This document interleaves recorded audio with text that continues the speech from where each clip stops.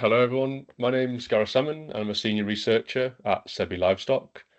I've been involved with LD4D for several years, and over those years, LD4D has evolved, and we're now exploring areas where we can collectively devise and produce solutions for persistent and high impact data challenges in the livestock sector. As such, feed baskets is of keen interest.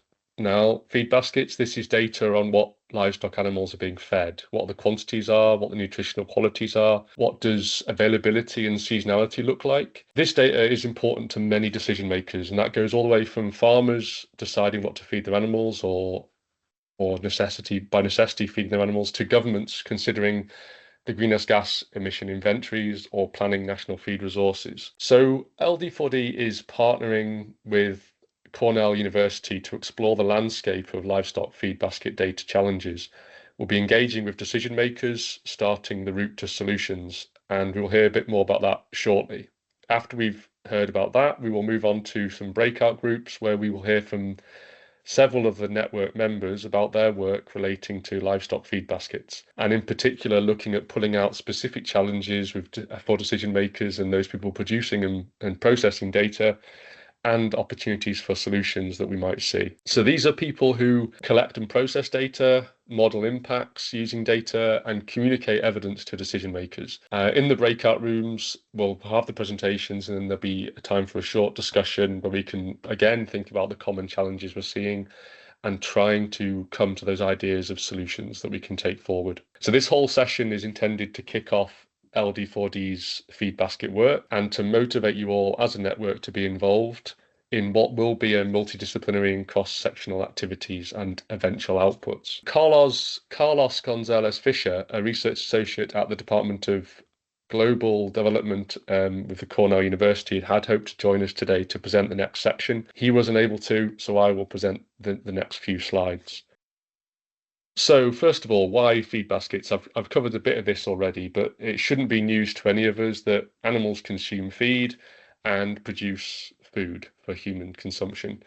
That's not all they do, but that's that's a primary purpose. However, these animals have a genetic potential that gives a ceiling for yield or for production, and how far that ceiling can be realized is strongly influenced by what the animal eats, how much and what quality of feed that's going into these animals. And it's not just about the direct transfer of energy and mass of feed and food from feed to food production, but also that nutrition is such an essential part of general animal good health. Feed quantity and quality also determines several environmental, economic, or social impacts as well. So such as of very big interest at the moment, the emissions of greenhouse gases, methane in particular for ruminants, but others for other parts of the value chain and other species. If we start thinking about the cost of production for farmers and the availability and affordability of food for communities, and even the influence on migration, transhumance when food resources are scarce. So knowing what the animals are eating is crucial for the strategy planning of the sector. Considering emissions or development of the sector. It can go on beyond our sector because there is also an opportunity cost of the matter that constitutes feed and the resources used to grow it could be used for other purposes. So it's an important thing to be considering. So what's the big challenges with feed basket data?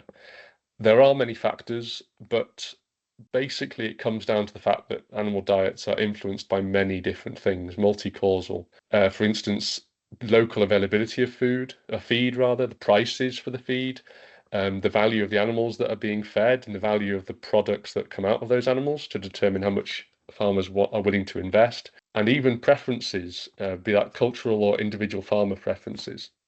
So this means that animal diets are incredibly heterogeneous, and that is across space, so amongst different countries, different regions, even different farms within regions, and also across time, so different years, different seasons. The data that we do have is limited, it's fragmented, and it's not always coherent or usable in a nice way. So we've understood that this information is crucial to make decisions, and we've understood these challenges. And the situation is particularly bad in low income and low middle income countries where there's a real paucity of data and we need to put a bit more effort to get hold of it. So that's why LD4D and Cornell are keen to work in this area and invite others to be involved. So as we've said a few times, LD4D is working on a collaboration with the Cornell Food Systems Global Change team, of which Carlos is part, as well as Mario Herrera, who many of you will know. And we are constantly, when I say we, this is Cornell, but anyone modeling impact, we're constantly needing to know about animal diets and trying to improve our understanding of them. For example, Mario's team has Merlin, which is a tool that stands for Modeling the Environmental Repercussions of Livestock Interventions. And this was developed to evaluate the potential environmental impact of an intervention on the livestock sector to guide decision makers. So models such as Merlin or even Gleam from the FAO, they all need feed basket data fed into them to be able to give us actionable insights. Where do we get this data from? Sometimes, but rarely, primary data collection, which is obviously costly and resource heavy. Most often, we're relying on secondary data sources from literature, systematic reviews of literature, or secondary data in the form of expert opinion as well. So we can create data sets, and that has been done. So Mario and his team developed a data set more than 10 years ago. So we do have existing data sets, but they're often out of date. So there's effort to update those to make our calculations and our actions from the outputs of these calculations much more relevant. In addition, there are many areas and production systems where there is just not data. So we can't, there's no primary data, there's no secondary data in the literature, and that's where we rely on modeling to even get the data that ends up feeding into these models. So in collaboration, we're starting off by landscaping the decision makers and their data requirements and the challenges, getting to know what the decision makers need and what's holding them back. From there, we can then prioritize what we think that the LD4D network can actually provide solutions to and move on to create relevant solutions groups, such as the example of the Climate Finance Solutions Group that Anna mentioned earlier, where we have a short timeline, experts brought together to produce a solution to a challenge identified through integrating with decision makers. And you'll all hear more about this in due course as we progress. But in the meantime, some contact details will be shown in a moment, but it'd be good for if you are interested in this topic or even being involved in the activities, please do reach out to Carlos and LD4D in general.